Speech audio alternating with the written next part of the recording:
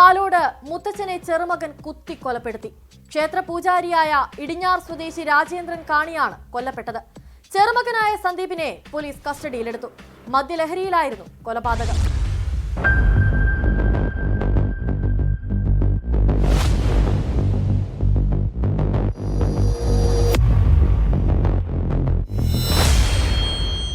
പാലോട് ഇടിഞ്ഞാറിലാണ് സംഭവം.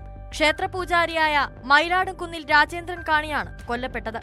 രാജേന്ദ്രൻ കാണിയുടെ മകളുടെ മകനാണ് സന്ദീപ്. രാജേന്ദ്രൻ കാണിയുടെ ഭാര്യ 1 വർഷത്തിനു മുൻപ് പാലോട് ടൗണിൽ വെച്ച് വാഹനാപകടത്തിൽ മരിച്ചിരുന്നു. അതിന്റെ നഷ്ടപരിഹാരം രാജേന്ദ്രൻ കാണിക്ക് നൽകാൻ കോടതി വിധിച്ചിരുന്നു. ഈ പണത്തിനായി സന്ദീപ് മുത്തച്ഛനെ ശല്യപ്പെടുത്താറുണ്ടായിരുന്നു. ഇയാളുടെ വീട്ടിലായിരുന്നു രാജേന്ദ്രൻ കാണി നേരത്തെ താമസിച്ചിരുന്നത്. പണത്തിനായി ശല്യം തുടർന്നതോടെ രാജേന്ദ്രൻ കാണി ഇടിഞ്ഞാറുള്ള ഒരു കടമുറിയിലേക്ക് താമസം മാറ്റി. ഇവിടെ വന്നും സന്ദീപ് ശല്യം തുടർന്നു. വൈകിട്ട് മദ്യപിച്ചിവിടെ എത്തിയ സന്ദീപ് മുത്തച്ഛനുമായി വാക്കേറ്റമുണ്ടാവുകയും കയ്യിൽ കരുതിയിരുന്ന കത്തിയെടുത്ത് കുത്തുകയുമായിരുന്നു.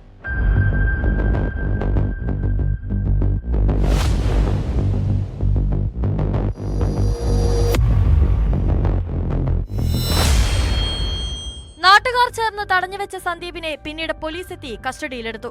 രാജേന്ദ്രൻ കാണിയെ ആശുപത്രിയിൽ എത്തിച്ചെങ്കിലും ജീവൻ രക്ഷിക്കാനായില്ല.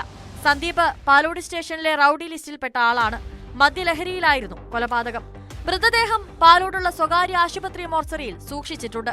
സന്ദീപിനെ പോലീസ് വിശദമായി ചോദ്യം ചെയ്തു വരികയാണ്.